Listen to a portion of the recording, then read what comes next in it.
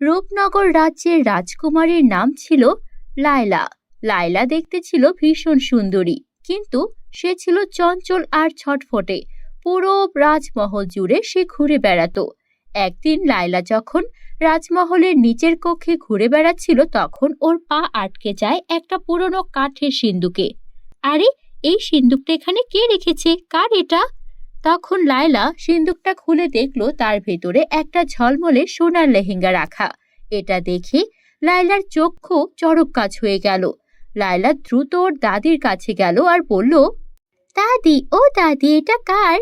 দাদি ধীরে ধীরে বললেন, এটা সেই রাজকন্যার, যে একদিন হারিয়ে গিয়েছিল রাজমহলের গোপন দরজার ভেতরে।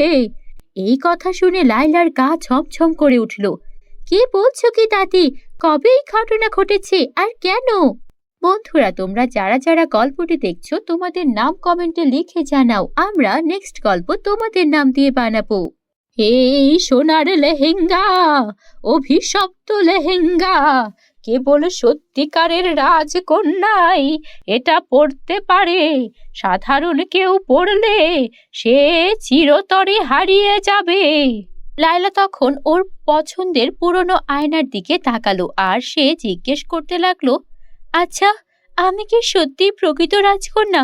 যাই হয়ে যাক না কেন, আমি একজন সত্যিকারের প্রকৃত রাজকন্যা কিনা এটা আমাকে দেখতেই হবে। তাই আমি ওই লেহেঙ্গাটা পরবই। যদি আমি হারিয়ে যাই তো গেলাম, কিন্তু তবু আমি লেহেঙ্গাটা পরতে চাই। কৌতূহল সামলাতে না পেরে রাজকুমারী লায়লা সেই লেহেঙ্গাটি গায়ে চড়ালো, আর মুহূর্তের মধ্যে চারপাশ আলো ছড়িয়ে পড়ল। মুহূর্তের মধ্যে চারপাশে এত আলো ছড়িয়ে পড়ল যে রাজমহলের দেয়াল থেকে এক গোপন দরজা খুলে গেল। লায়লা তখন দরজার ভেতরে পা বাড়াতেই এক ভয়ানক আওয়াজ এলো। কে তুমি? তুমি কি সত্যিকারের রাজকন্যা? লায়লা ভয় পেল, কিন্তু সাহস করে বলল, হ্যাঁ, আমি সত্যিকারের রাজকন্যা। রাজবংশের রক্ত আমার শরীরে। আলো তখন আরো উজ্জ্বল হয়ে গেল আর একটা নরম কণ্ঠ ভেসে আসলো। তাই বুঝি? তাহলে রাজ্য তোমার জন্যই অপেক্ষা করছি। লায়লা দরজা পেরিয়ে সামনে এগোতেই দেখলো সামনে একটা জাদুর সোনার মহল চকচক করছে। তখন লায়লা ফিসফিস করে বলল, এখানে কি কেউ নেই? তখন এক বৃদ্ধা বেরিয়ে এসে বলল, ছিল। বহু বছর আগে এখানে অনেক মানুষের আনাগোনা ছিল, কিন্তু ওই অভিশপ্ত লেহেঙ্গার কারণে রাজকন্যা হারিয়ে যায়, রাজ্য ধ্বংস হয়ে যায়। কিন্তু আমি এখানে কেন প্রবেশ করতে পারলাম?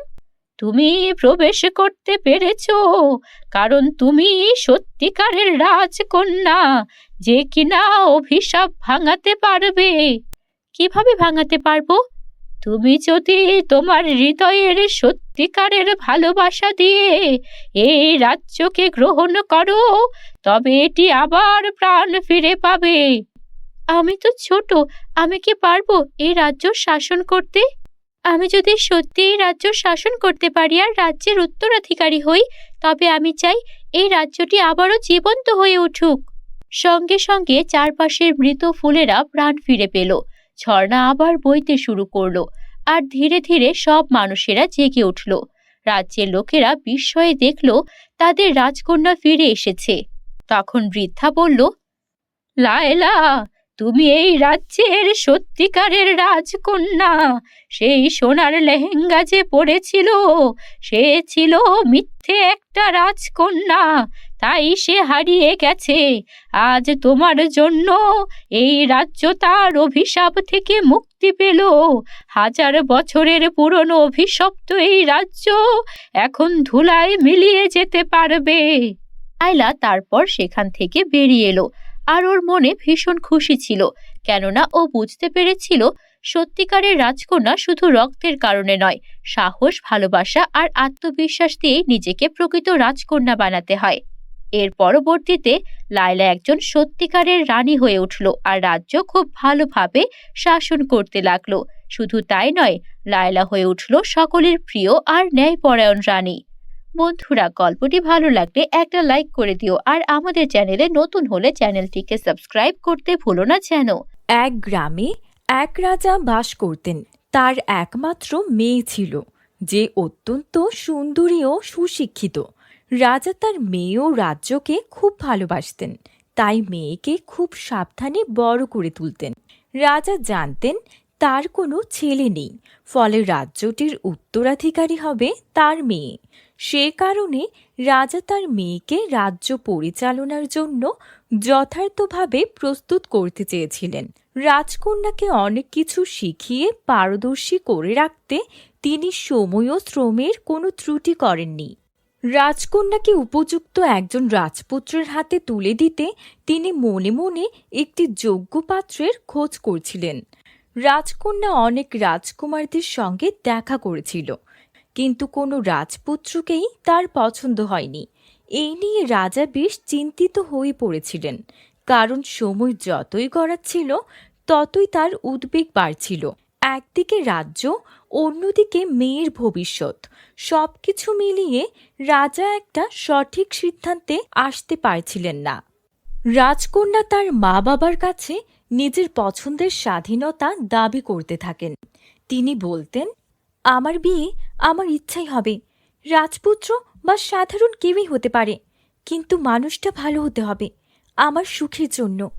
রাজকন্যার মা বাবা একে একে বেশ কিছু রাজপুত্রকে রাজপ্রাসাদে আমন্ত্রণ জানালেন, কিন্তু রাজকন্যা কাউকেই পছন্দ করলেন না। এদিকে রাজকন্যার মা বারবার রাজকন্যাকে বুঝিয়ে বলতেন, তুমি একজন রাজপুত্রের সঙ্গে বিয়ে করবে, তাহলে আমাদের রাজ্য সঠিকভাবে পরিচালিত হবে। কিন্তু রাজকন্যা দৃঢ় সংকল্পিত ছিল। তার মতে রাজ্য পরিচালনার জন্য একজন ভালো মানুষই যথেষ্ট, তা সে রাজপুত্র হোক বা সাধারণ মানুষই হোক। রাজকন্যা এমন এক সময়ে সিদ্ধান্ত নেন, যে কোনো রাজপুত্র নয়, তিনি সাধারণ মানুষের মধ্য থেকে একজন জীবনসঙ্গী খুঁজবেন। তার মা বাবা একে একে তাকে নানা ধরনের চাপ দিচ্ছিলেন, কিন্তু রাজকন্যা অটল ছিলেন। তার মতে রাজকুমারের গরিমা নয়, একজন মানুষের চরিত্রই গুরুত্বপূর্ণ। রাজকন্যার জেদ দেখে রাজা ও রানী অবশেষে রাজি হলেন যে রাজকন্যা তার পছন্দমতো একজন মানুষ বেছে নেবেন, তবে তার জন্য একটি বিশেষ পরীক্ষা হবে। এই পরীক্ষা রাজ্যবাসী সকল পুরুষদের জন্য ছিল। পরীক্ষায় উত্তীর্ণ হলে সেই ব্যক্তি রাজকন্যার স্বামী হতে পারবে। রাজা ও রানী এই সিদ্ধান্তে পৌঁছানোর পর রাজকন্যা তাদের কথা মেনে পরীক্ষা গ্রহণের জন্য রাজি হলেন। সেদিন রাজপুত্রদের আসার দিনে রাজকন্যা সাদা গাউন পরেছিলেন। তিনি এত সুন্দর ছিলেন যে তাকে দেখে সবাই মুগ্ধ হয়ে গিয়েছিল। রাজকন্যা 3টি বিছানা দেখিয়ে বললেন, এগুলোর মধ্য থেকে তোমরা নিজের পছন্দের বিছানা বেছে নাও। 3টি বিছানা ছিল সোনা, রূপা এবং তামার। রাজকন্যা জানালেন, যিনি সঠিক বিছানা বাছবেন তিনিই তার জীবনের সঙ্গী হবেন। অনেক রাজকুমার সোনা এবং রূপার বিছানা নিয়ে চলে গেলেন, কিন্তু পরেশ নামের এক সাধারণ ছেলে তামার বিছানা বেছে নিল। রাজকন্যা তার এই সিদ্ধান্তে সন্তুষ্ট হলেন।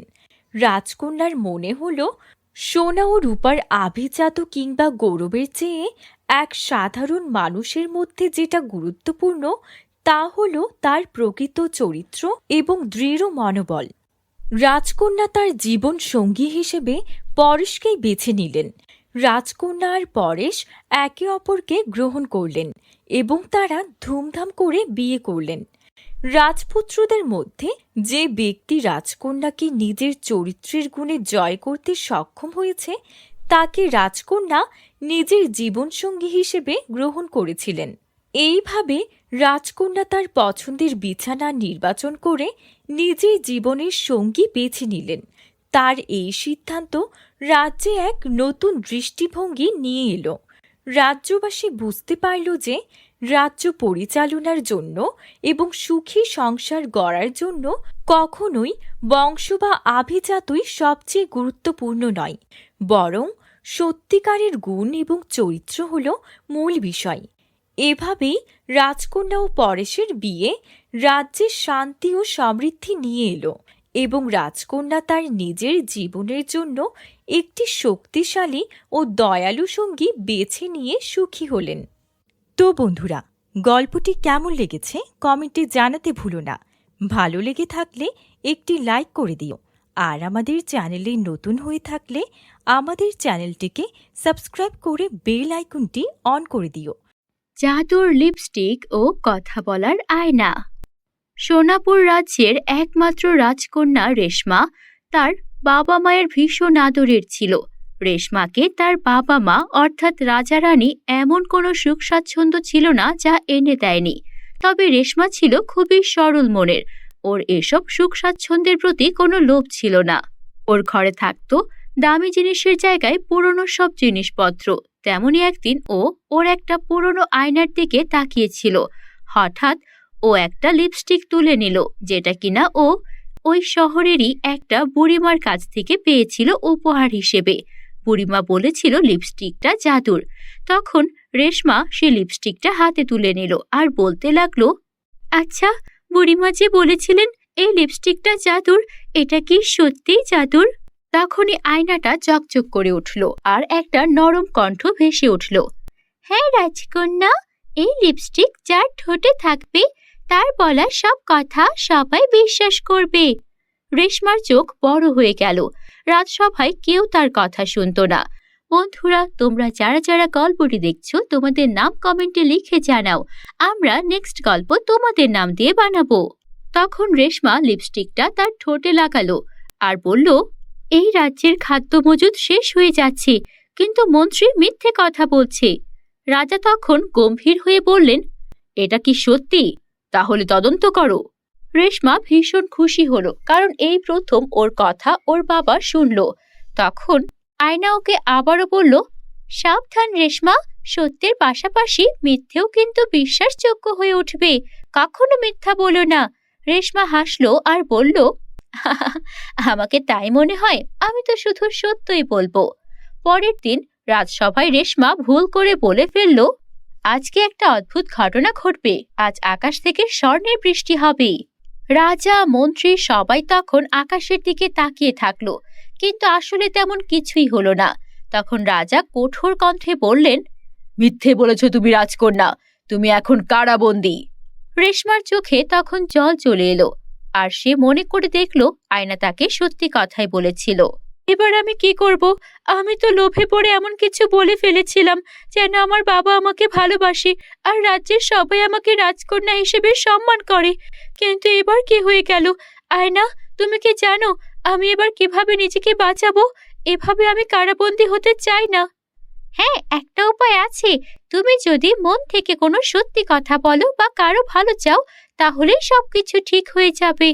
আমি আসলে আমার বাবাকে সাহায্য করতে চেয়েছিলাম, বাবাকে রক্ষা করতে চেয়েছিলাম, কারণ আমি জানি ওই মন্ত্রী একটা মিথ্যেবাদী। সে আমাদের পুরো রাজ্যের ক্ষতি চায়। এই বলে রাজকন্যার চোখ থেকে টপ টপ করে পানি পড়তে লাগলো, আর সেই চোখের পানি পড়লো সেই জাদুর লিপস্টিকের ওপর। সঙ্গে সঙ্গে পুরো ঘর আলোয় আলোকিত হয়ে গেল। তখন আয়না বলল, রাজকন্যা কেঁদো না, আমাকে তুমি তোমার বাবার কাছে নিয়ে যাও, আমি সব সত্যি দেখিয়ে দেব। তারপর রাজকন্যা জাদুর আয়না ওর বাবার কাছে নিয়ে গেল। আর তখন রাজা দেখলেন এতদিন ধরে মন্ত্রী যা যা অন্যায় করেছিলেন সেই সব কিছু আয়নায় দেখা যাচ্ছে। তখন রাজা বুঝতে পারলেন তিনি এতদিন ধরে ভুল মানুষের ওপর বিশ্বাস করেছেন। তখন সে তার মেয়ের কাছে ক্ষমা চেয়ে বললেন, আমার ভুল হয়ে গেছে রে মা, নিজের মেয়েকে আমি বিশ্বাস না করে একজন পর মানুষকে বিশ্বাস করেছি। এই মন্ত্রী আমাদের রাজ্যের প্রজাদের অনেক অত্যাচার করেছে, রাজ্যের কোষাগার, রাজ্যের খাদ্য সবকিছু নিয়েই বাড়াবাড়ি করেছে। ওকেই কারাগারে পাঠানো হবে। আর আমিও বুঝতে পেরেছি আমার মেয়ে কখনো মিথ্যেবাদী হতে পারে না। আজকের পর থেকে আমি তোকে কখনোই আর ভুল বুঝবো না মা। আর তুই যে আকাশ থেকে সোনার বৃষ্টির কথা বলেছিলি, আমার বোঝা উচিত ছিল এই ধরনের কিছু বাস্তবে হতেই পারে না। আর আমি আমার নিজের মেয়েকেই কিনা কারাবন্দী করতে গিয়েছিলাম। আমাকে তুই ক্ষমা করে দিস মা। না বাবা, তুমি আমাকে ক্ষমা করে দিও। আমি সেদিন এত বড় একটা কথা রাজ্যসভায় বলে ফেলেছি। আমি রাজ্যের রাজকন্যা, আমাকে আর একটু সাবধান হওয়া উচিত ছিল। তারপর এভাবেই জাদুর আয়নার সাহায্যে রেশমা সেবারের মতো বেঁচে গেল। আর রেশমা এটাও বুঝে গেল যে সত্য বলার জন্য কখনো জাদুর প্রয়োজন হয় না, সৎসাহস থাকলে সেটাই যথেষ্ট। এরপর থেকে রেশমা কোথাও কোনো অবিচার অন্যায় দেখলে তার বিরুদ্ধে প্রমাণ জোগাড় করত আর তারপর তার সঙ্গে সঙ্গে পদক্ষেপ নিয়ে সেটার সমাধান করত। এরপর থেকে সেই রাজ্যে আর কোনো রকম কষ্ট রইল না, সবাই সুখে শান্তিতে থাকতে শুরু করলো। বন্ধুরা, আমাদের চ্যানেলে নতুন হলে চ্যানেলটিকে সাবস্ক্রাইব করতে ভুলো না যেন। Bye bye.